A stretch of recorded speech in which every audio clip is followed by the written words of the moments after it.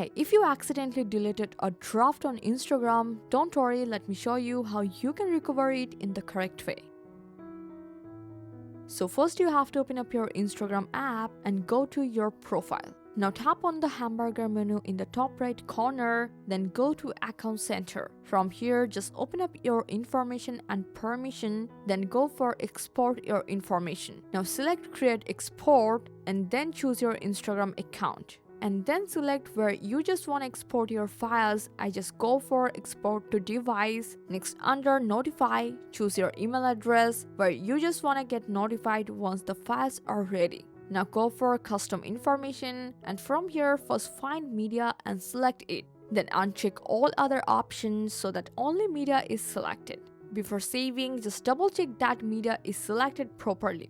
And now under date range, choose your preferable date. I go for all time and then keep the format as default and select higher quality for media. Now when you are okay, just go for start export. Then you have to enter your Instagram password, and here you will see a request confirmation screen.